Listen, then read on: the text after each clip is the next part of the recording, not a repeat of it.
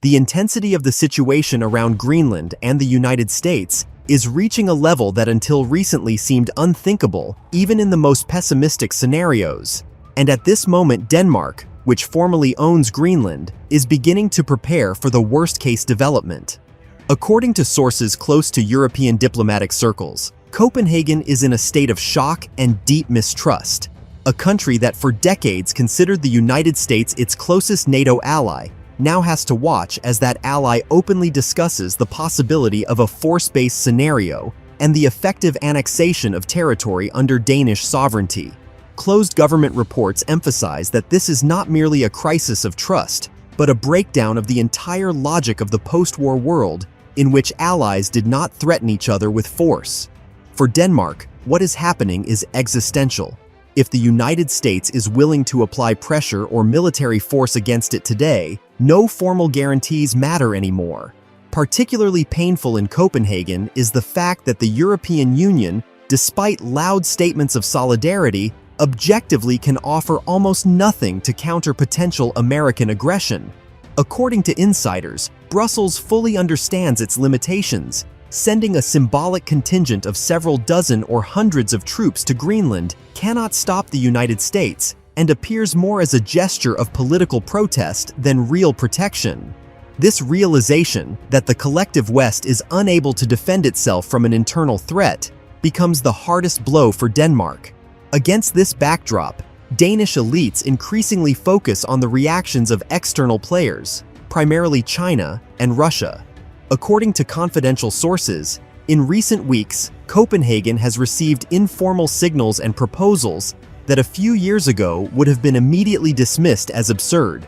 China and Russia, understanding that the crisis around Greenland could destroy the Western world from within and undermine alliances built over decades, express readiness to provide political, economic, and even symbolic support. These proposals contain no direct promises of military protection, but they clearly aim to deepen divisions within the West, pour fuel on the fire, and accelerate the process of dismantling transatlantic unity. In Moscow and Beijing, analysts emphasize what is happening is seen as a unique once-in-a-generation opportunity, a moment when the West itself is creating conditions for its own weakening. It is in this context, according to rumors, that the idea arose, which until recently seemed absolutely impossible, the discussion of a hypothetical rapprochement of Denmark with BRICS as a symbolic alternative to Western structures. This is not about formal membership or a real military alliance, since that would contradict Denmark's political tradition and international obligations, but the very fact of such a proposal speaks volumes. Closed circles stress that for China and Russia, this gesture has primarily symbolic significance, to show that even core Western countries under threat are beginning to look beyond the West. For Denmark, the proposal remains unacceptable for now, but analytical assessments increasingly contain a troubling thought.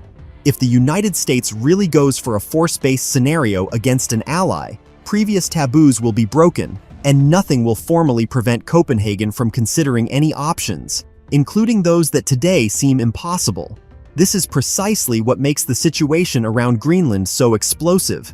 For the first time in decades, the world is approaching a point where alliance commitments lose meaning and states must prepare to survive under complete uncertainty. For China and Russia, this is a window of opportunity that they are ready to exploit as cautiously but persistently as possible, increasing tensions and pushing the West toward further division. For Europe, this is a painful lesson that without real strategic autonomy, any guarantees remain empty words.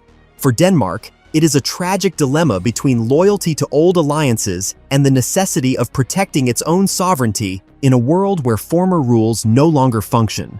All of this creates the sense that the planet is on the brink of a new systemic crisis, in which Greenland becomes not merely a disputed territory, but a symbol of the end of the era of Western unity and the beginning of a new, far harsher and more unpredictable reality, where even the closest allies are forced to view each other as potential threats.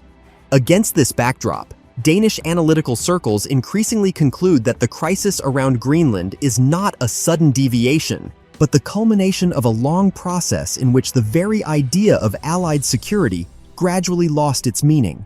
According to sources familiar with internal discussions in Copenhagen, the Danish government for the first time in many decades is forced to consider scenarios that previously existed only in academic reports and strategic simulations.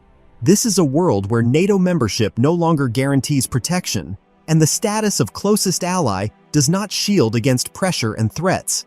This realization, experts say, makes the situation extremely tense and dangerous because it undermines the psychological foundation of the entire Western system. Closed assessments emphasize that if the United States truly moves from rhetoric to action, the consequences will be irreversible not only for Denmark, but for the entire transatlantic space. European countries, even if not ready to openly confront Washington, will be forced to draw conclusions and accelerate the search for alternative forms of security and economic resilience. This implies a gradual but inevitable departure from the model in which the United States acted as the unquestioned center of decision-making. China and Russia, according to insiders, are closely monitoring these processes and understand that they do not even need to offer concrete alliances or formal guarantees. Merely demonstrating a readiness for dialogue and cooperation is enough to erode Western unity through the mere possibility of alternatives. This is the central paradox of the situation. Western external rivals achieve their objectives not through force, but through patience and the exploitation of internal contradictions. For this reason, many analysts believe that even if a direct military confrontation over Greenland is avoided, the world has already entered a phase of systemic crisis from which there will be no simple exit. In this logic, Greenland becomes a symbol of a turning point when old alliances cease to be self-evident, and states begin preparing for a future where every move will be made not according to alliance promises, but based on cold calculation and self-preservation. According to sources, Copenhagen is beginning to operate on the assumption that the future will be determined not by formal treaties, but by the real ability to defend its interests under pressure. This implies a more cautious approach in relations with Washington, a strengthened role for diplomacy, and the search for economic and political tools that reduce vulnerability to external coercion. Ultimately, Greenland becomes a turning point after which the previous model of relations can no longer be fully restored. Even if a force-based scenario is avoided, the precedent will remain in the memory of elites and influence decisions for many years. The world is entering a phase in which trust between allies is no longer a given, and states are forced to act based on worst-case scenarios. This is what makes the current crisis not a temporary episode, but the beginning of a new, harsher, and more unstable era in which each country increasingly faces its own responsibility for its sovereignty alone.